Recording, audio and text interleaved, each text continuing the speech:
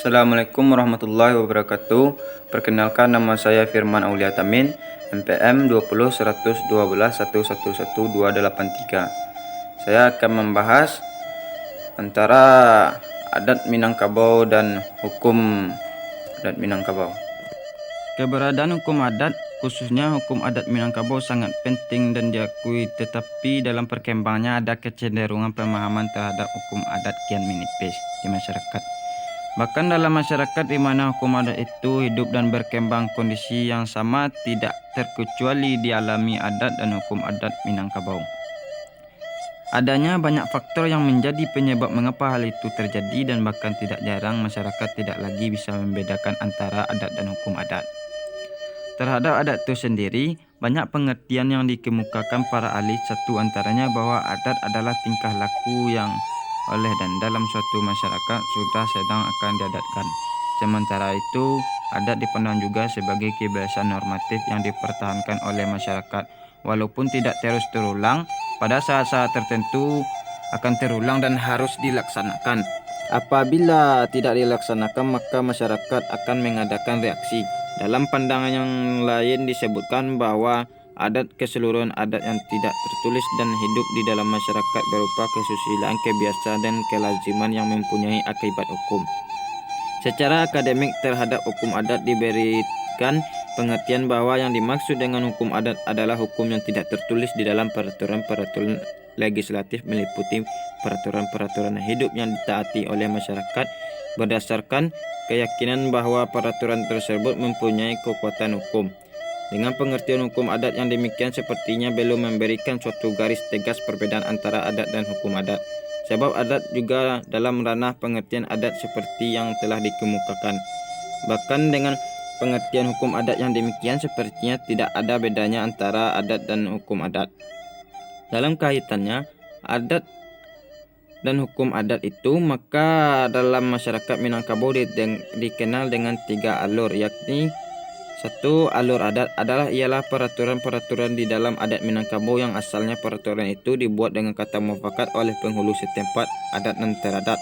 Sewaktu-waktu dapat berubah, umpamanya dalam melaksanakan alat perkawinan, cara-cara meresmikan gelar, dan lain-lain.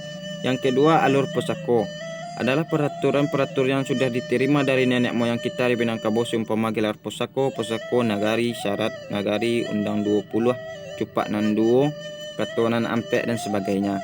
Jalanan pasar, jalan yang perlu ditempuh oleh setiap manusia, yaitu jalan dunia dan jalan akhirat. Selanjutnya, dalam masyarakat Minangkabau dikenal pula 4 pembagian adat, yakni yang pertama, adat dan semana adat. Adat yang semana adat adalah satu aturan pokok dan falsafah yang mendasari kehidupan suku Minang yang berlaku turun-temurun tanpa terpengaruh oleh tempat, waktu, dan keadaan, sebagaimana dikiaskan dalam kata-kata adat. Dan tidak lakang dek panah dan indak lapuk dek hujan, paling-paling balumuk dek cindawan. Yang kedua, adat yang diadatkan. Adat yang diadatkan adalah kaidah, peraturan, ajaran, undang-undang, dan hukum yang ditetapkan atas dasar bulat mufakat kesepakatan para penghulu tua-tua adat cerdik pandai dalam majelis kerapatan adat atas dasar alur dan patut. Ada juga yang mengartikan sebagai peraturan yang dibuat oleh Datuk Perpatih dan Sabatang dan Datuk Kata Mengguang, yang contoh dari adat dan sabana adat yang dilukiskan peraturan itu dalam pepatah.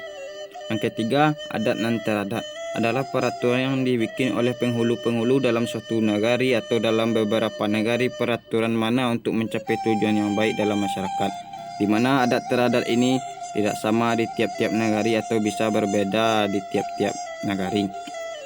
Adat sepanjang jalan, bacupak sepanjang batung, lain lubuk, lain ikan, lain padang, lain bilalang, lain nagari, lain adatnya. Adat sanagari, nagari. Yang keempat, adat istiadat.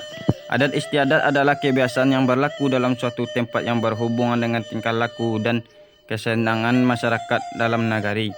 Memahami 4 macam pembagian adat Minangkabau tersebut, maka dapat disimpulkan menjadi 2 pengelompokan yang penting, yakni yang pertama, adat nan babuh mati ialah adat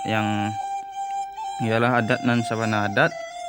Adat nan teradatkan berlaku umum di Minangkabau. Yang kedua, adat nan babuh sintak ialah adat teradat dan adat istiadat adat Salingka Nagaring. Kedua, sifat adat Minangkabau seperti dikemukakan di atas tentu tidak boleh dipertukarkan letaknya atau disamaratakan saja. Cukup sedemikian. Wassalamualaikum warahmatullahi wabarakatuh.